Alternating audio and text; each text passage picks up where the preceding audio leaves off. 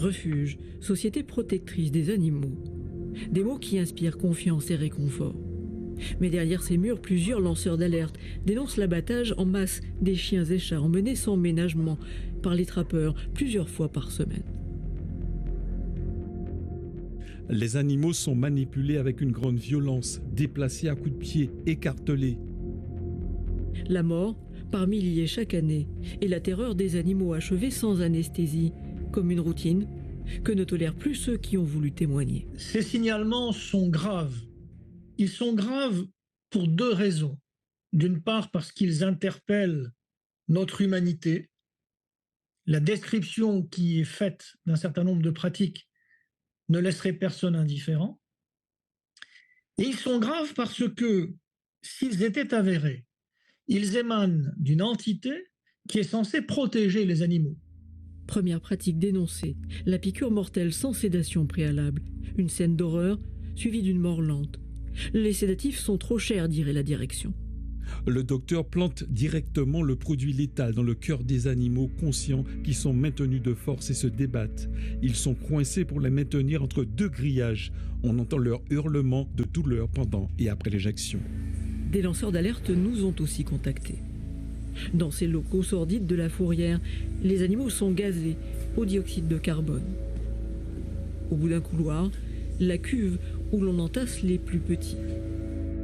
Pour la Confédération nationale qui rassemble 270 fourrières et refuges, l'effroi est total. La cuve peut contenir 15 animaux ensemble qui sont conscients et peuvent suffoquer pendant 15-20 minutes avant de mourir. Utilisation de la cuve à CO2 pour chiots, chatons, chats et chiens de petite taille.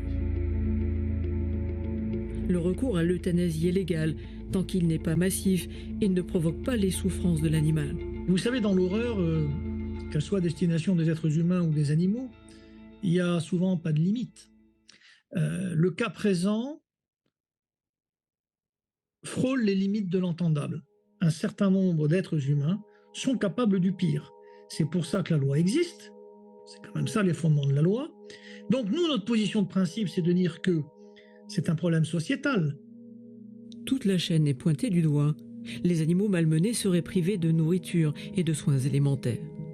Un faisceau de témoignages, tous convergents, qui pousse la Confédération à donner l'alerte. En France, les actes de cruauté contre les animaux peuvent entraîner jusqu'à 5 ans de prison et 75 000 € d'amende.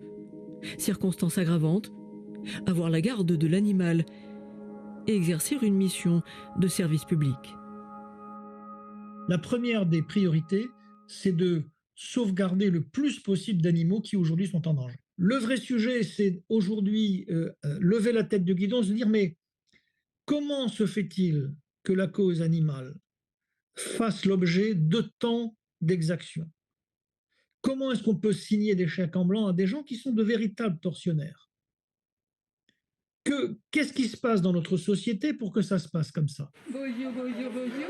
Bien loin de la gestion concertée et de la stérilisation massive préconisée par le législateur, l'élimination pure et simple est un choix de nos collectivités. Un marché de plusieurs centaines de milliers d'euros et des pratiques validées par la DAF. L'an dernier, près de 6 700 animaux seraient arrivés au pôle animalier. 225 ont été adoptés.